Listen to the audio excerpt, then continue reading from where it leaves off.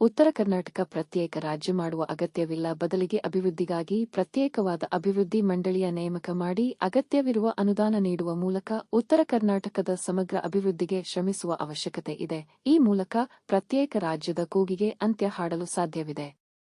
ಈ ಕುರಿತು ಬೆಳಗಾವಿಯ ಚಳಿಗಾಲದ ಅಧಿವೇಶನದಲ್ಲಿ ಧ್ವನಿ ಎತ್ತುವೆ ಎಂದು ಮಾಜಿ ಉಪಮುಖ್ಯಮಂತ್ರಿ ಹಾಗೂ ಹಾಲಿ ಅಥಣಿ ಶಾಸಕ ಲಕ್ಷ್ಮಣ ಸವದಿ ಹೇಳಿದರು. ಅಥಣಿ ಪಟ್ಟಣದಲ್ಲಿ ಪುರಸಭೆಯ ವತಿಯಿಂದ ಇಂದು ಸನ್ 2024-25ನೇ ಸಾಲಿನ ವಿವಿಧ ಯೋಜನೆಗಳಡಿಯಲ್ಲಿ ಕೈಗೊಳ್ಳುವ 4,10,00,000 ರೂಪಾಯಿ ಕಾಮಗಾರಿಗಳ ಭೂಮಿ ಪೂಜೆ ಕಾರ್ಯಕ್ರಮ ನೆರವೇರಿಸಿ ಪತ್ರಿಕಾ ಮಾಧ್ಯಮಗಳೊಂದಿಗೆ ಮಾತನಾಡಿದ ಅವರು, ಕಿತ್ತೂರು ಕರ್ನಾಟಕ ಭಾಗವು ಹಿಂದಿನ ಮುಂಬೈ ಕರ್ನಾಟಕದ ಭಾಗವಾಗಿದ್ದು, ಇದು ಕೂಡ ಅಭಿವೃದ್ಧಿಯಲ್ಲಿ ಹಿಂದುಳಿದ ಭಾಗವಾಗಿದೆ.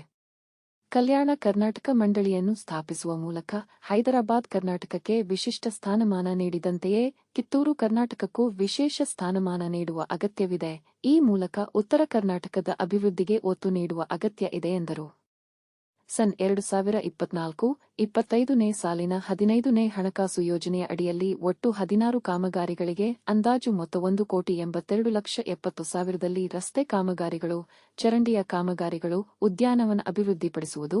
2024-25ನೇ ಆರ್ಥಿಕ ಸಾಲಿನ ಎಸ್ಎಫ್ಸಿ ಯೋಜನೆಯಡಿ ಒಟ್ಟು 14 ಕಾಮಗಾರಿಗಳ ಅಂದಾಜು ಮೊತ್ತ 49,52,000ದಲ್ಲಿ ರಸ್ತೆ ಕಾಮಗಾರಿಗಳು, ಚರಂಡಿ ಕಾಮಗಾರಿ, ಕುಡಿಯುವ ನೀರಿನ ಕಾಮಗಾರಿಗಳು. ಸನ್ 2024-25ನೇ ಸಾಲಿನ ಪುರಸಭೆಯ ಅನುದಾನದ ಅಡಿಯಲ್ಲಿ ಒಟ್ಟು 5 ಕಾಮಗಾರಿಗಳ ಅಂದಾಜು ಮೊತ್ತ 32,50,000ದಲ್ಲಿ ಸ್ಮಶಾನ ಅಭಿವೃದ್ಧಿ, ಉದ್ಯಾನವನ ಅಭಿವೃದ್ಧಿ ಮತ್ತು ಚರಂಡಿಗಳ ನಿರ್ಮಾಣ ಹಾಗೂ 2023-24ನೇ ಸಾಲಿನ 15ನೇ ಹಣಕಾಸು ಯೋಜನೆಯ ಅಡಿಯಲ್ಲಿ ಒಟ್ಟು 9 ಕಾಮಗಾರಿಗಳಿಗೆ ಅಂದಾಜು ಮೊತ್ತ 47 ಲಕ್ಷದಲ್ಲಿ ರಸ್ತೆ ಕಾಮಗಾರಿಗಳು, ಚರಂಡಿ ಕಾಮಗಾರಿ, ಕುಡಿಯುವ ನೀರಿನ ಕಾಮಗಾರಿ ಮತ್ತು 2018-19ನೇ ಸಾಲಿನ ಸ್ವಚ್ಛ ಭಾರತ ಮಿಷನ್ ಯೋಜನೆಯಡಿಯಲ್ಲಿ ಕೈಗೊಂಡ ಕಾಮಗಾರಿಗಳಾದ ಘನತ್ಯಾಜ್ಯ ವಸ್ತು ನಿರ್ವಹಣೆ, ಜಾಗೆಯಲ್ಲಿ ಅಭಿವೃದ್ಧಿ ಕಾಮಗಾರಿಗಳನ್ನು ಕೈಗೊಳ್ಳುವುದು ಸೇರಿದಂತೆ ಒಟ್ಟು 7 ಕಾಮಗಾರಿಗಳ ಅಂದಾಜು ಮೊತ್ತ 98,38,000 ಹಾಗೂ ಒಟ್ಟು 51 ಕಾಮಗಾರಿಗಳಿಗೆ